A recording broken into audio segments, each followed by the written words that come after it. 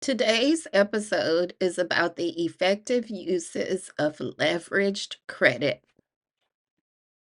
Now, I must admit, when I first started this research, I was totally against the use of leveraged credit until I realized that I also leverage credit. And how I do that is with my mortgage, with my vehicle, and with electronics, some things on my credit card. Uh, um, so once I realized that I also utilize leverage credit, then I said, well, okay, let me see how we can do this effectively, the right way. Okay, let's define leverage credit.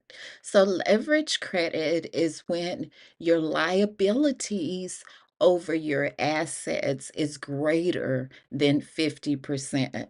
So, let's say if you make $90,000 a year, if y- if your credit uh, liabilities is over 45,000, then you would have leverage credit. So typically, if you want to purchase something and you're not able to pay it off within 30 days, you're probably going to want to use credit to purchase this item. So, first of all, things like your mortgage. Of course, you're not going to pay your mortgage within 30 days unless you're a millionaire or etc. And even millionaires usually, you know, have mortgages that they can't afford also. So the amount of your income has nothing to do with leverage credit. So when you're purchasing items on credit, like a mortgage, a vehicle, electronics, things like that, you always want to have a goal or a plan. When are you going to pay this off? Okay, that's the first thing you want to do. You don't want to buy the most expensive things with electronics. Usually, you want quality things, but you don't want to buy the most expensive vehicles, the most expensive homes, because this is just going to get you more in debt. So think about your income and your assets before you make all these, you know, investments, mortgages, credit card charges, vehicle loans. Always think about your income, your assets, and try not to, you know, get above that 50% mark of, becoming over leveraged. You also need to apply the same principles to your business credit lines that you would apply to your personal credit. You're the CEO of your company, so you're still responsible personally for your business debt. So don't feel like, oh, I have business credit lines, it's not going to show up on my personal credit.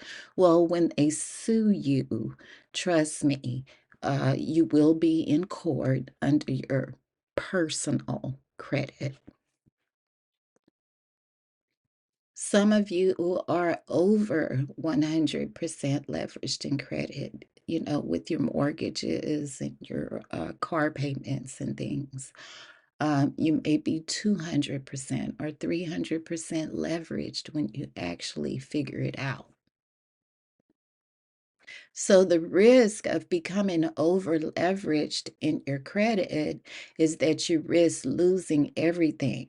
You risk, losing your home, losing your car, losing your credit, your good credit score, just losing everything. Also, do not exploit your children's credit, okay? I have known a lot of children that approach the age of 18, and when they get ready to go to college, guess what? They get a surprise. They find out that they have poor credit because their parents have messed up their credit report. Now, this is illegal. However, the child has to make a decision. Are they going to file charges on their parents, or are they just not going to go to college? That's a tough decision to make, but that's the things that children are dealing with. That's like a generational curse. The best way to avoid leverage credit is to keep your debts as low as possible and keep your income as high as possible. In Proverbs chapter 22 and verse 7 in the King James Version, it reads, "The rich ruleth over the poor, and the borrower is servant to the lender." Thank you for listening to the effective uses of leveraged credit. Be blessed.